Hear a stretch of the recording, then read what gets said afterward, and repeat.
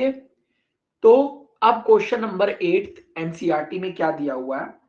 Question number 8 दिया हुआ है कि एक हॉर्स है is tied to a peg at one corner of a square shaped grass field of side 15 metre by means of 5 metre long rope. Okay sir, तो बोला क्या हुआ है, क्वेश्चन में कह रहा है कि एक स्क्वायर फील्ड है। ओके, ठीक है सर, एक स्क्वायर फील्ड दिया हुआ है और क्वेश्चन में बोल रहा है कि जो ये स्क्वायर फील्ड है इसका जो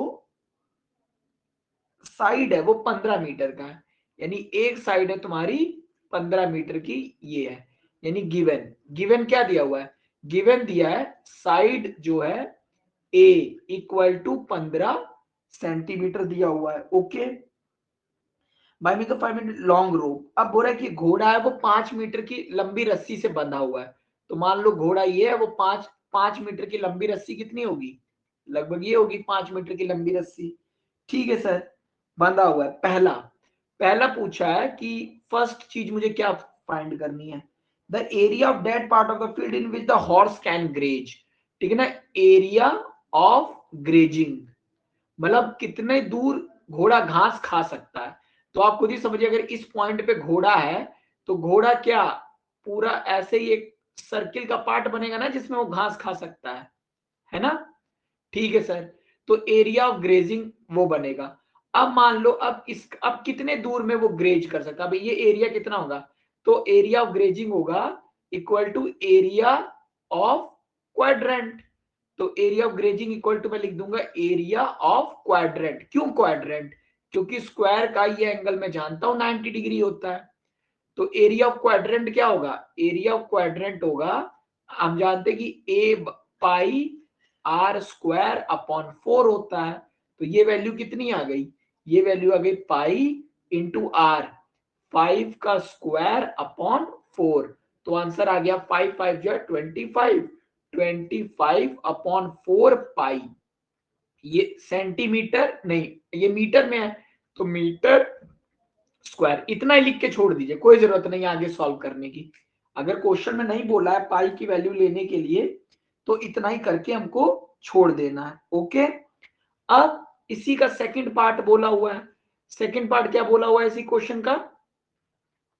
सेकंड पार्ट इस क्वेश्चन का बोला हुआ है कि the increase in the grazing area if the rope were 10 metre long instead of 15 metre. कह रहा है कि अगर ये रोप 10 मीटर का होता, अगर ये रोप 10 मीटर का होता तो वो इतना एरिया ग्रेज करता, है ना? तो area of grazing, area of grazing, ठीक है ना, ग्रेजिंग जब आर कितना होगा, जब आर 10 मीटर होगा तो कितना हो जाएगा एरिया?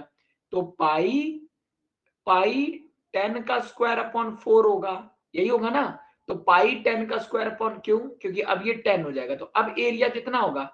तो पाई 10 का स्क्वायर अपॉन 4 यानी 100 अपॉन 4 पाई बराबर 25 पाई।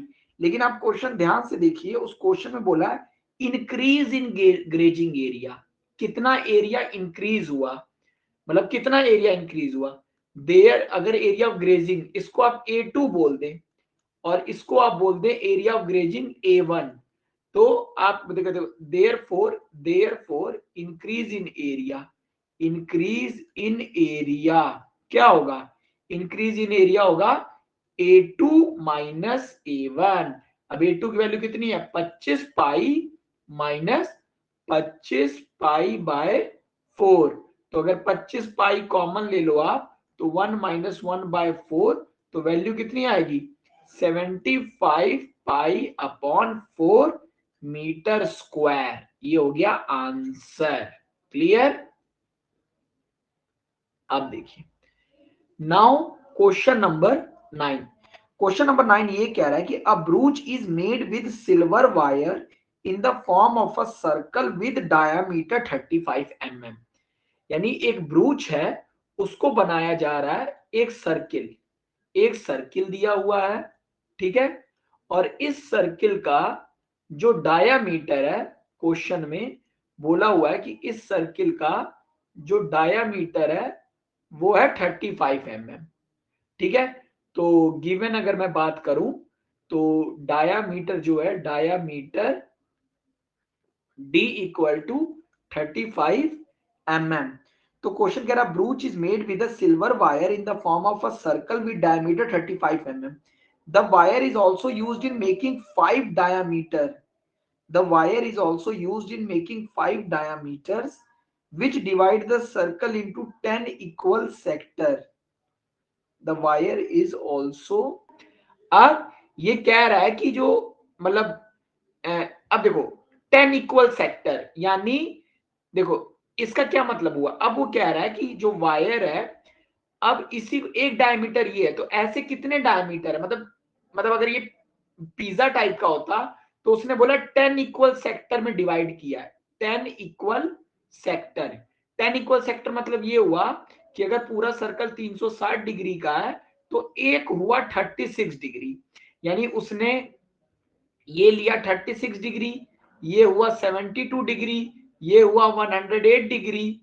ठीक है, तो एक पार्ट, दो पार्ट, तीन पार्ट, चार पार्ट, ऐसे कर लो 5 पार्ट।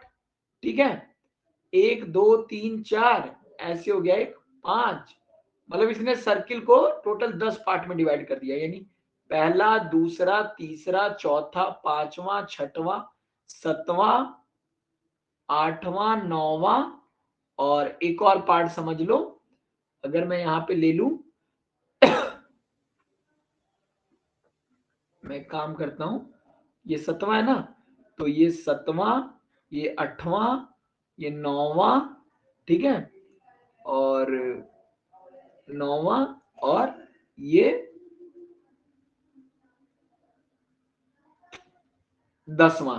यानी एक सर्किल को 1 2 3 4 5 6 7 8 9 10 पार्ट में डिवाइड कर दिया गया।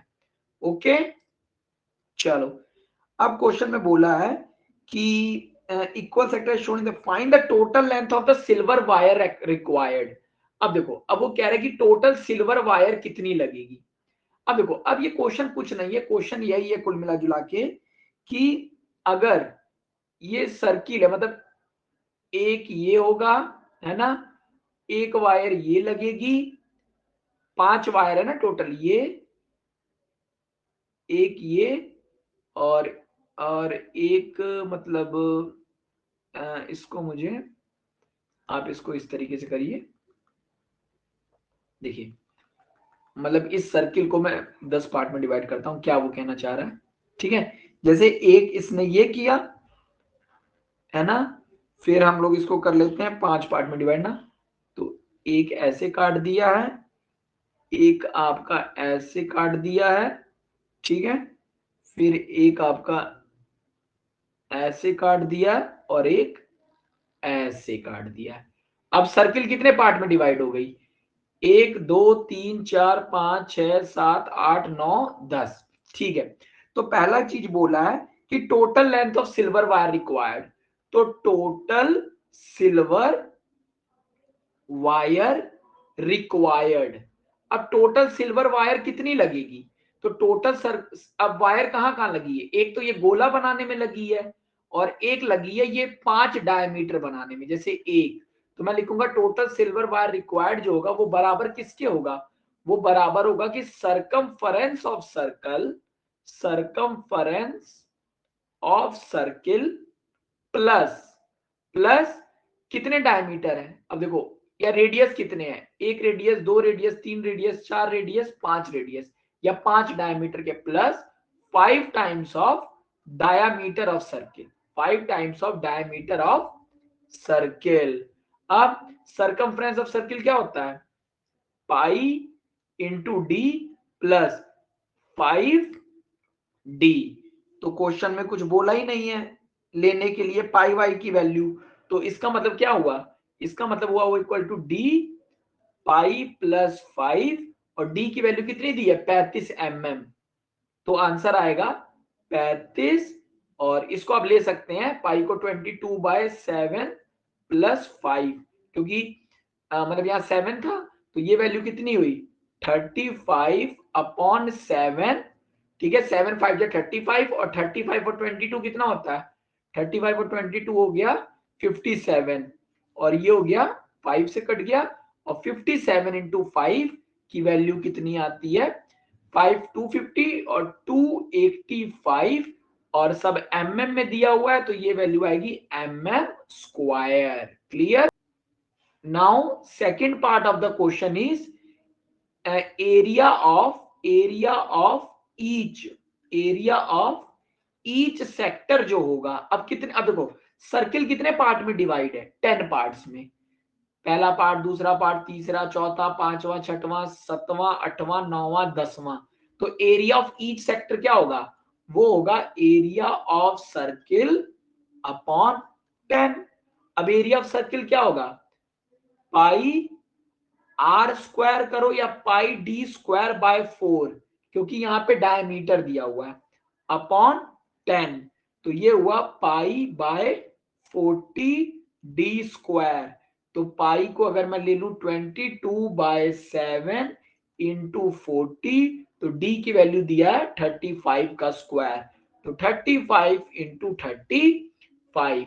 तो अगर मैं इसको आगे सॉल्व करने की कोशिश करूं तो मुझे क्या मिलेगा, मुझे मिलेगा सर 7 5 जा 35, 5 8 जा 40, 2 4 जा 2 11 जा, आंसर आएगा 11 इंटू 35/4।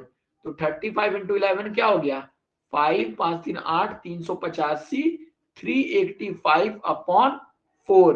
तो इसको जब मैं सॉल्व करूंगा 4 9 जा 36 25, 4 6 जा 24.5, आंसर है mm में, तो mm स्क्वायर।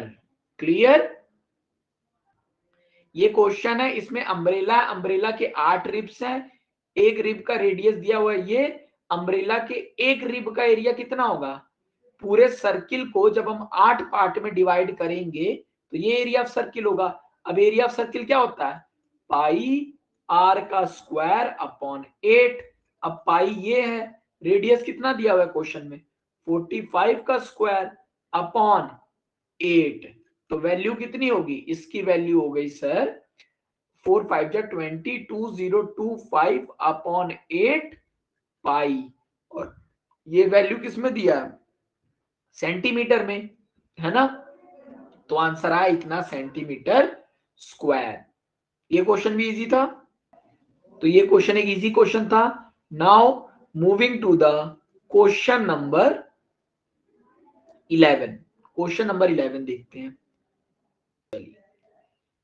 चलिए moving to the next question, question number 11। अब क्वेश्चन नंबर 11 क्या दिया हुआ है, बोला a car has 2 wipers which do not overlap. Okay, यानी एक कार है तो नंबर ऑफ वाइपर कितने हैं, एक। अब जानते हैं कि कार की कोई भी स्क्रीन होती है, अगर कार का कोई भी, कार को आप ऐसे मान लें, तो कार का अगर कोई भी ग्लास है ना, ये मान लो कार का ग्लास है, तो कार पे एक वाइपर लगा रहता है, जो कि यहाँ पे इस तरीके से कार का वाइपर लगा रहता है ना। इस तरीके से कार का वाइपर एक इस तरफ होता है, एक इस तरीके से वाइपर होता है। तो नंबर ऑफ वाइपर्स, कितने कार में वाइपर होते हैं, तो हम लोग जानते हैं सर 2 वाइपर होते हैं कार में।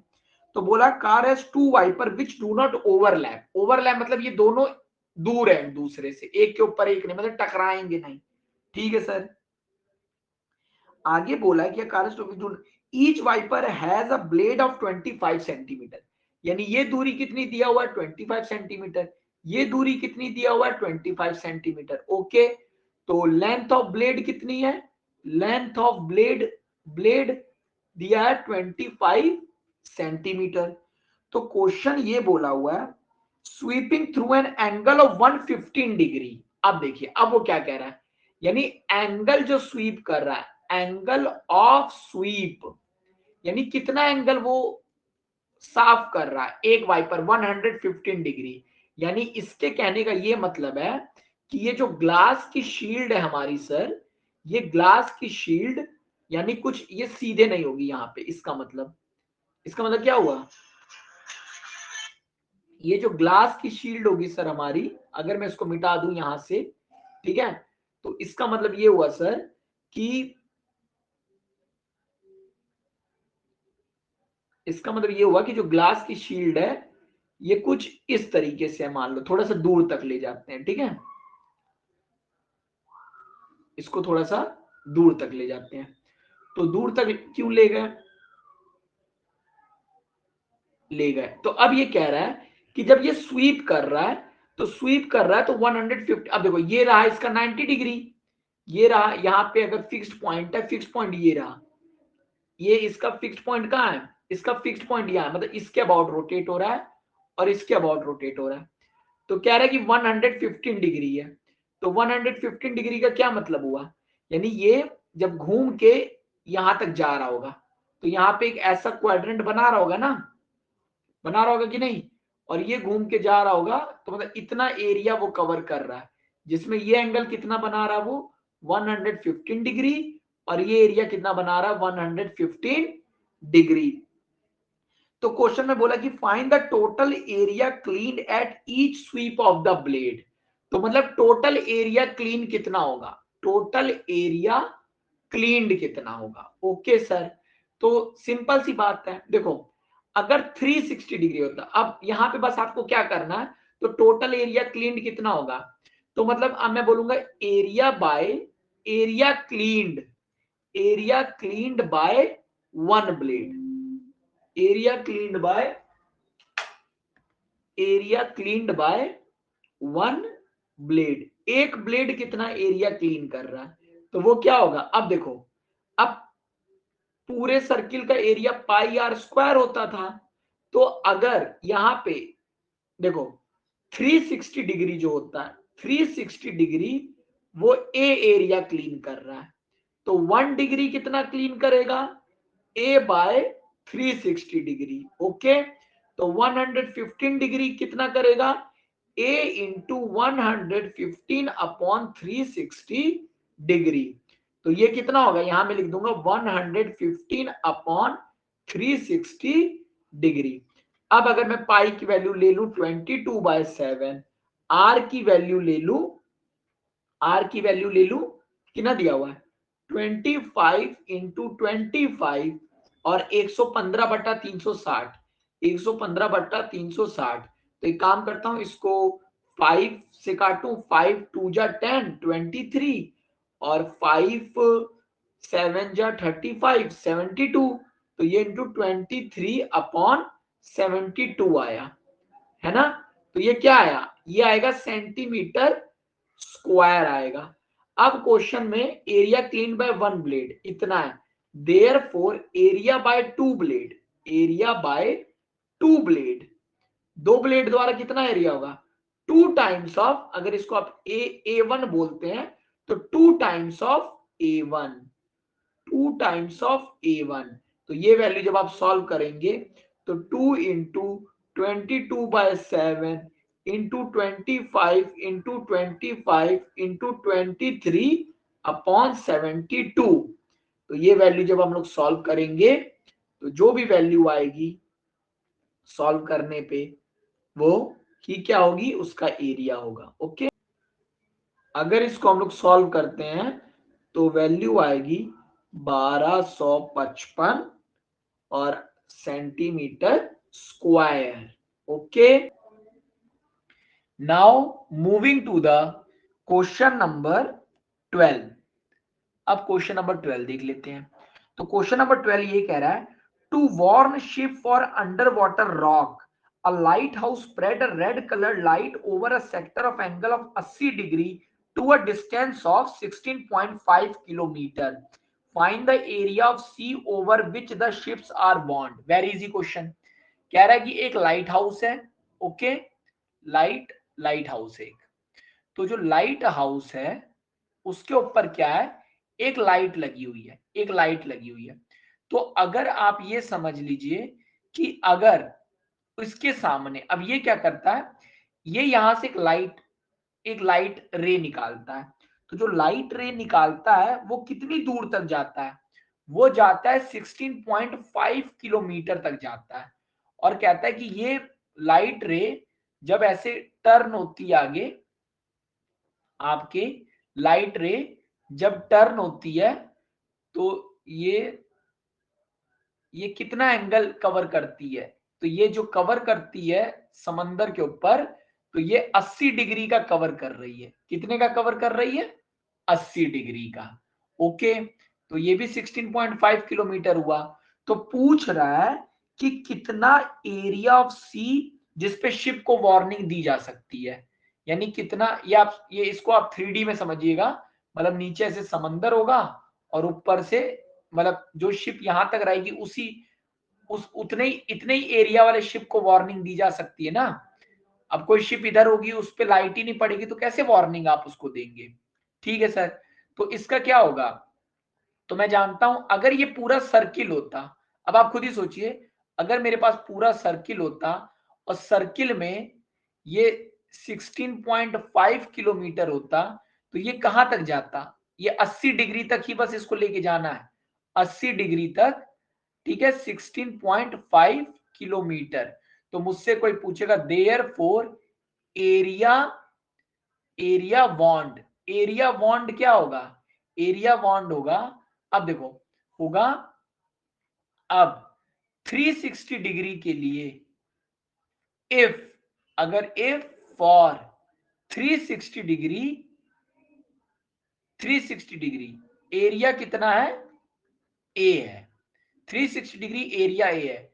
देयर फोर 1 डिग्री के लिए एरिया कितना होगा? 1 डिग्री के लिए एरिया होगा A upon 360। Therefore 80 degree, 80 degree के लिए एरिया कितना होगा?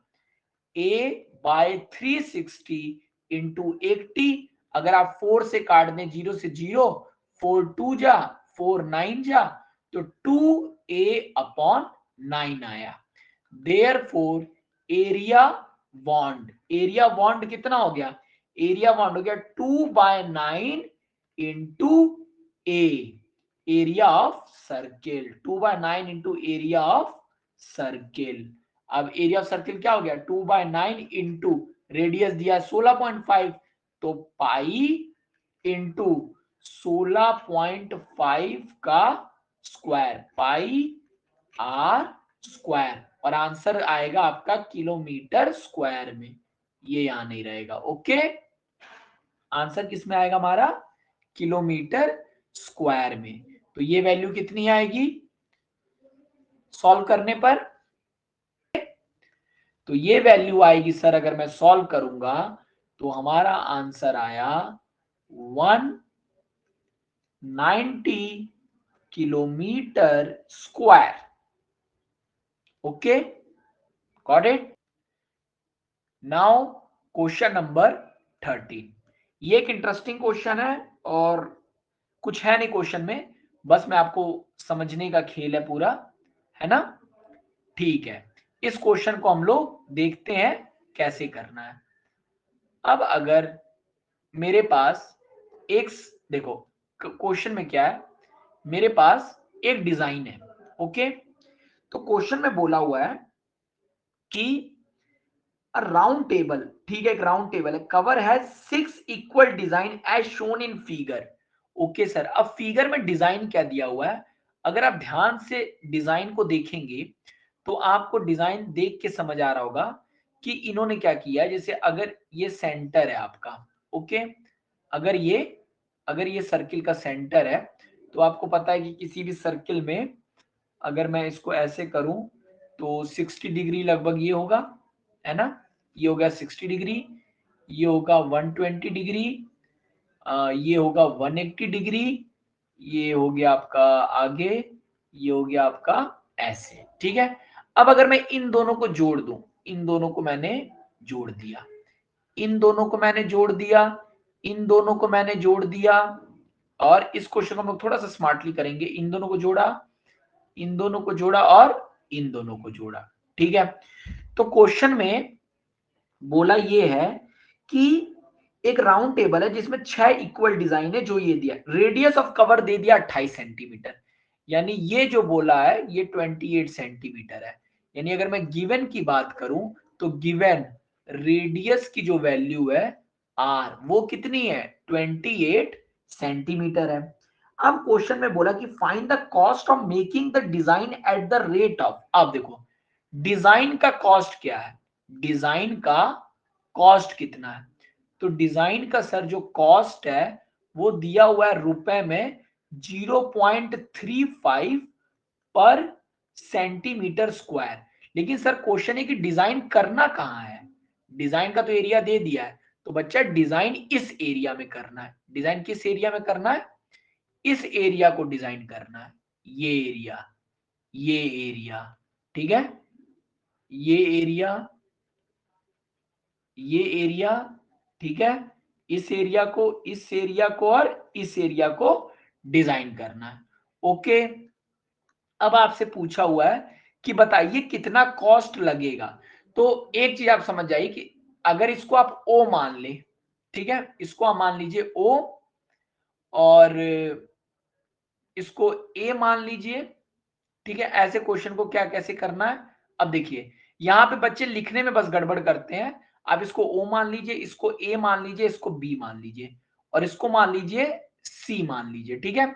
तो मैं बोलूंगा देयरफॉर, अब देखो एरिया, अब देखो सारे डिजाइन इक्वल है, यानी अगर ये 1 बोल दूं, इसको 2 बोल दूं या नंबरिंग कर दो 3 4 5 6, तो 6 डिजाइन के एरिया इक्वल है। तो मैं बोलूंगा कि area, area of one design, एक डिजाइन का एरिया कितना होगा?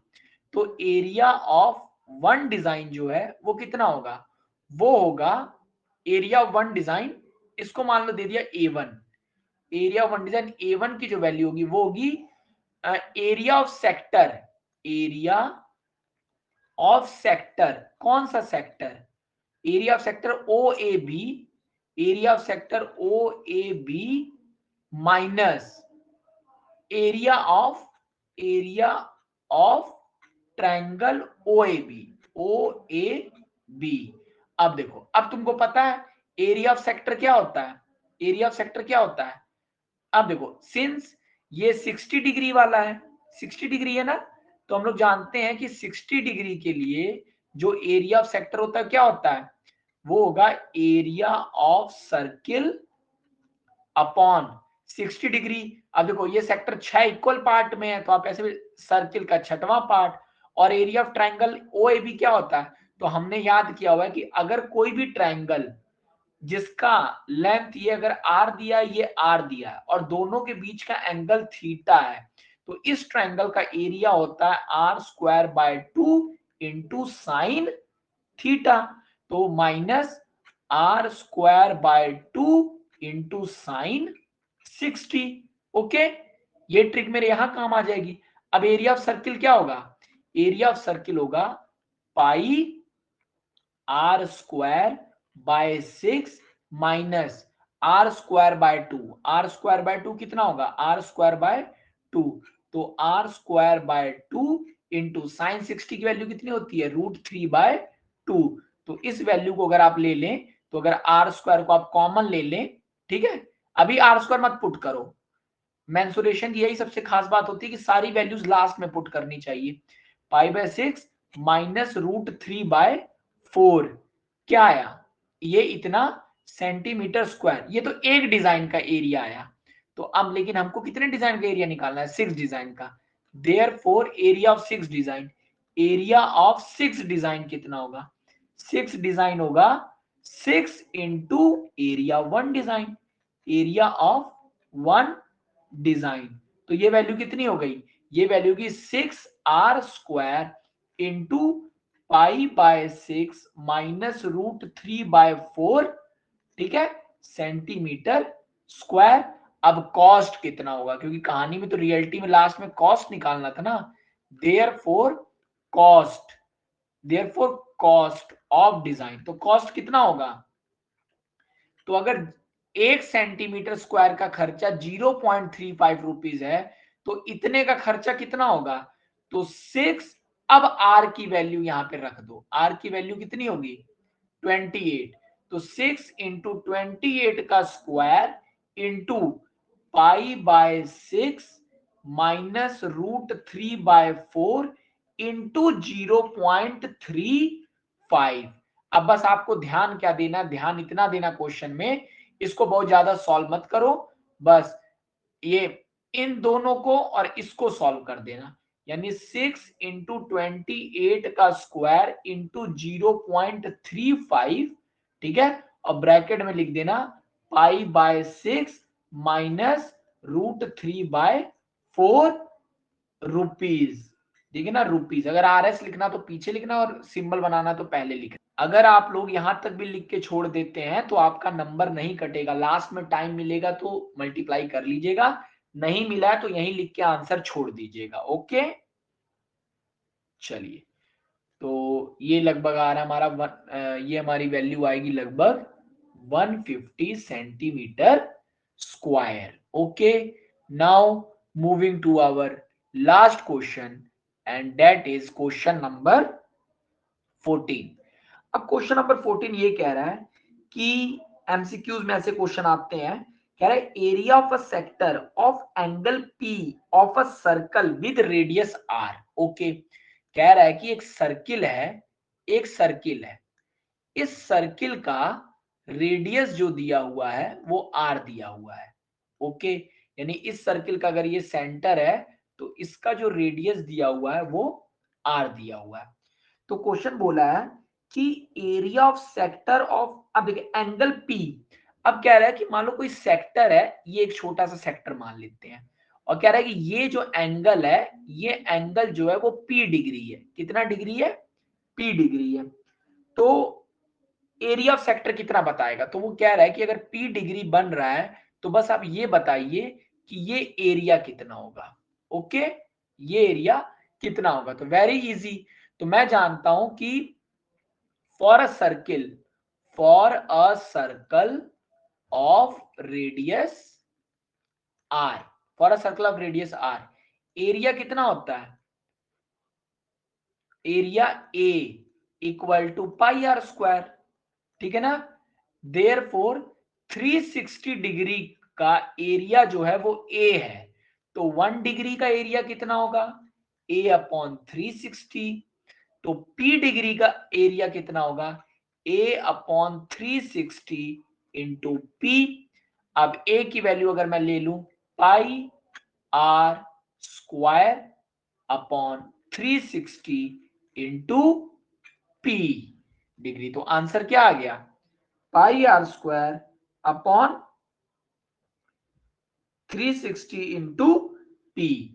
तो ये कौन सा ऑप्शन हुआ? अगर ऑप्शन नंबर आप लोग फोर्थ देखेंगे तो 2 360, बस देखो ऑप्शन कैसे घुमा के लिखा है ना, तो ये ऑप्शन नंबर डी ही है।